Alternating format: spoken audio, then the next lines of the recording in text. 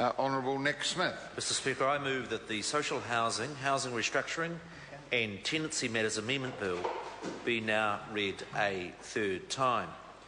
Mr Speaker, this bill was introduced as part of Budget 2013 and is about creating a far more innovative approach to the way in which we deliver social housing for New Zealanders, and also ensuring that it is the families that have the greatest need that have the priority for the government's large investment in housing.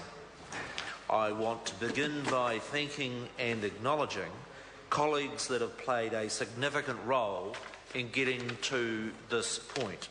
My predecessor, Phil Heatley, the chair of the Select Committee, Sam Lutawinga, and also I want to acknowledge my Associate Housing Minister, Paula Bennett, who has a huge role to play in ensuring that we get the Ministry of Social Development working more effectively with Housing New Zealand in the provision of housing.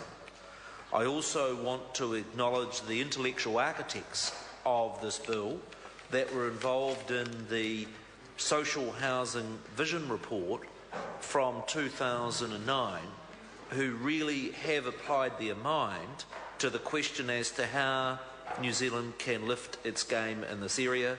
And Mr Speaker, I also want to acknowledge the hard work of both Parliamentary Council and the officials from a number of government agencies who have put an enormous amount of work into these reforms. Mr Speaker, these are the biggest changes that have occurred in 75 years in the way in which the government provides housing for our citizens with the greatest need. It is about three very significant changes. The first of those is saying that the government doesn't need to own the bricks and mortar for it to be able to provide social housing, and the opening up for the community housing sector to have access to income-related rents. The second substantive reform is saying it makes far more sense for the Ministry of Social Development, that is already responsible for providing income support for families, that also administers the nearly $2 billion a year that's spent on the accommodation supplement, that provides special needs grants for people to be able to get bonds for housing, for them simultaneously to be doing the assessment function associated with provision of social housing. The bill also includes the provisions of reviewable tenancies that is absolutely crucial if our state housing stock is to be used by those with the highest need. Mr Speaker, I do have to say that I was disappointed in the committee stages by the contribution from the opposition that has, on so many housing issues, been so contradictory. For instance, Labor members have called for the government to do something about increasing housing supply, and then we've taken measures to increase housing supply, including a housing accord that was unanimously agreed by the Auckland Council, and members opposite have done everything they can to oppose and to try and stall the provision of that housing.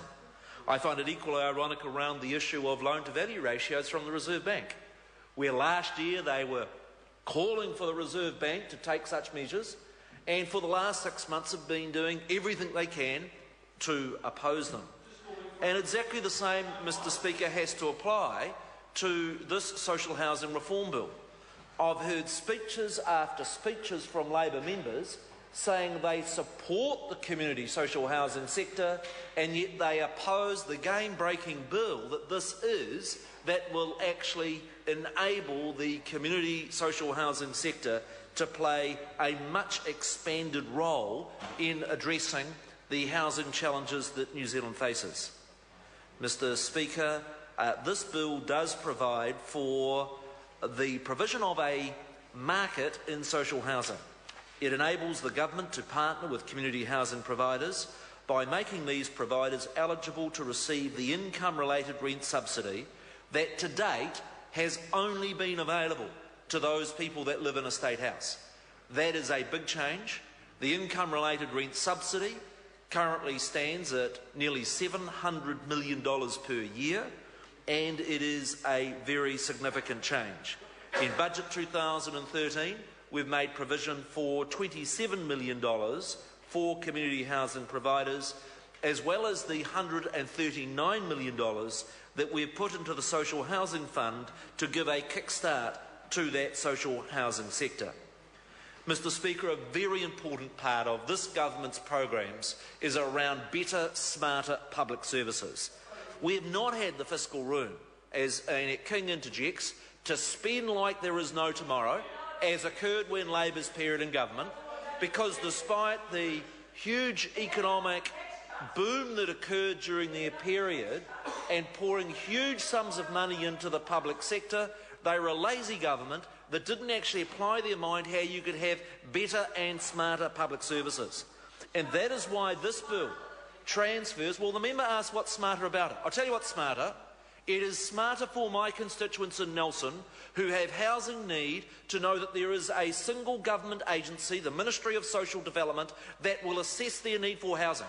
And that's different, Mr Speaker, to what occurs right now, where that person is pushed from pillar to post between Housing New Zealand and the Ministry of Social Development. And as a taxpayer, I challenge members opposite, how does it make sense to have public servants working in two different agencies dealing with the same challenge of social housing need? And that's why I say this reform makes such good sense. Mr Speaker, this bill also provides for reviewable tenancies. And that is all about ensuring that that $16 billion that New Zealand taxpayers have invested in social housing is for those families that have the greatest need. It was a very telling point in the committee stages. Annette King challenged me when I pointed out that in my own constituency I've got a person that did once have high need, who's now the captain of a fishing vessel earning over $100,000 a year living in a state house. And I said that's wrong, and I said that house should be available for a person with higher housing need. And Annette King said, well, what's the government been doing over the last 4 or 5 years? Well, actually, the government has been developing this very reform bill that will enable us to be able to give priority to families. And what members opposite are saying, the honest truth is this: a person living in a state house earning over $100,000 a year has got a legal right to stay in that house forever while there are families with higher needs.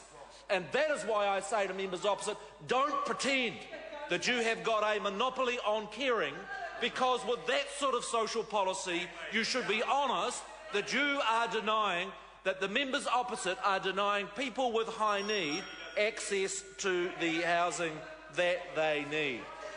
Mr Speaker, I also want to challenge members opposite in terms of the commitment by this government to ensuring that our state housing is safe and is healthy. This government has insulated 60,000 state housing. 60,000 in 5 years. Labor did 4,000 in 9 years. 4,000 in 9 years. And how they can get up in this house and lecture us that we don't care for state housing tenants defies belief.